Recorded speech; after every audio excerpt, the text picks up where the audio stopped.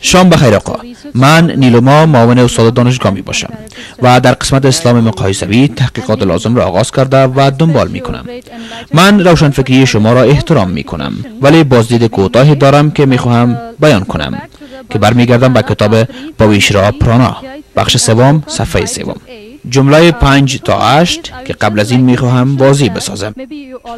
هر پیغمبری که برای انجام رسالت از جانب خداوند مبعوث می شود الی اخیر عمر خود باید 100% رسالت خود را تکمیل کند و اگر 50% از رسالت خود را تکمیل کند و او پیغمبر گفتن نمی توانیم، زیرا باید 100% رسالت خود را تکمیل کند.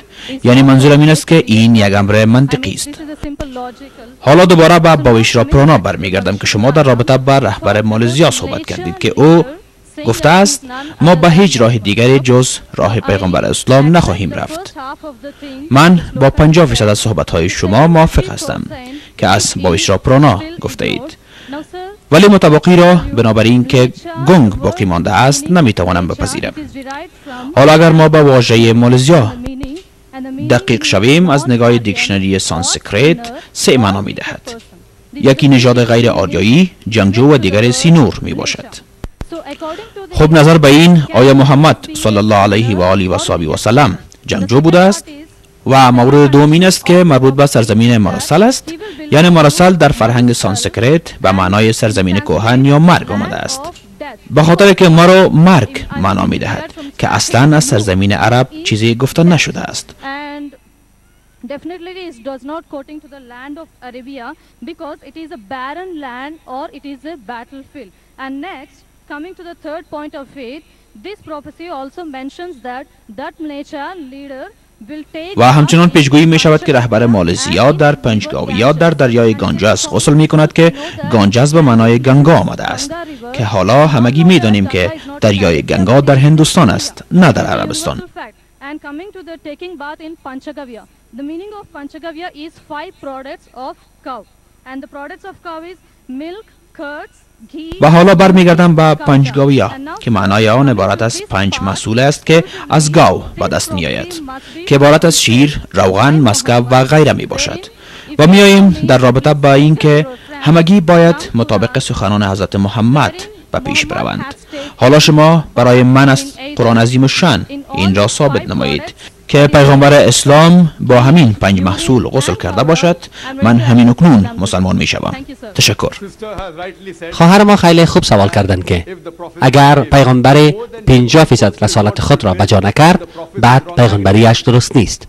من با شما موافقم و من سوال شما را جواب خواهم داد و می بینیم که شما امروز اسلام را قبول می کنید و خیر.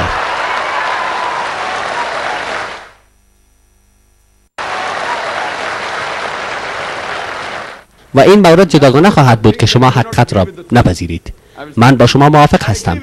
مالزیا چند معنا دارد که یکی از آنها غیر آریایی یا خارجی معنا می دهد.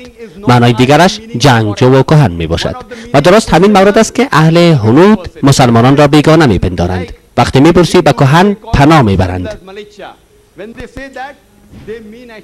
در حالی که منظورشان بیگانه است. وقتی من از اساسی نام میبرم، این شدن نمیتواند که در غیر آن واژه‌ای که 4 معنا دارد باید حتما 2 معنای آن درست باشد. گاهی اگر یکی هم درست باشد معنا درست است. و طور مثال قرآن کریم میگوید که خوک را با خود نگیرید. امروز اگر شما فرهنگ لغات را باز کنید، یکی از معناهای اساسی برای خوک یعنی پک گلاس است و معنای دیگر مرد پلیس است. خب که یک معنا گلاس و معنای دیگر مرد پلیس، ولی اساسا نه قرآن و نه کتاب مقدس. در کتاب دیارتانامی بخش 14 سطر 8 و کتاب اسیا بخش 65 سطر 2 الی 5.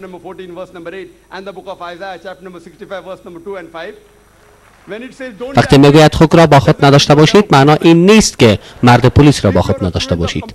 اگر شما شاگرد ادیان مقایسوی باشید، اگر 10 معنا باشد و یکی از آنها درست باشد، بنابراین شما باید یکی را بپذیرید که درست است.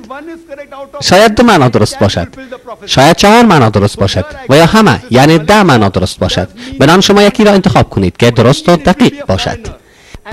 و یک معنای درست همه موارد در مورد حقیقت راه یک پیامبر را واضح می سازد که حالا با شما موافق هستم خواهر که مالزیا غیر آریایی معنا می دهد. یعنی برای هندی خارجی پنداشته می شود.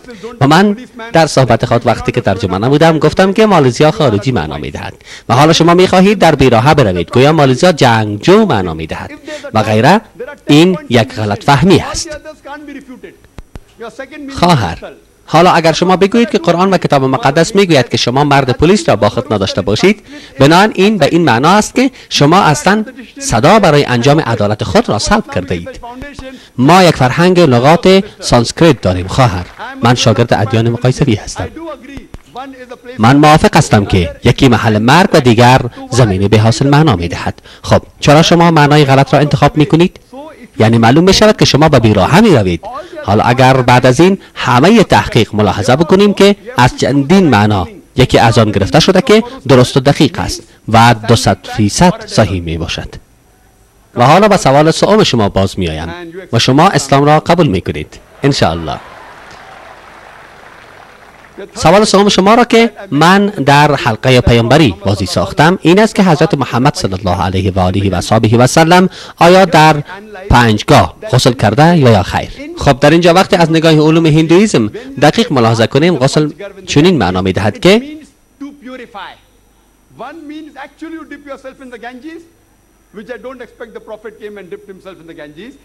من نمیخواهم در این رابطه بیشتر صحبت کنم زیرا تفصیلات زیادی نیاز دارد، ولی صرف میخواهم اضافه کنم که غسل کردن در 5گاه از نگاه هندویسم پرهیزگاری معنا میدهد.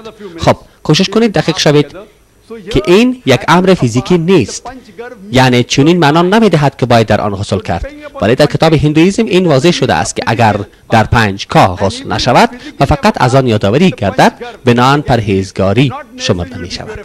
و در اینجا می بینیم که پیامبر نیامده تا غسل کند، بنابراین به این معنا نیست که او پرهیزگار نبوده است و همگی باور دارند که تمام پیامبران موسی علیه السلام، عیسی علیه السلام و محمد صلی الله علیه و آله و صحبه و سلم و دیگران معصوم هستند.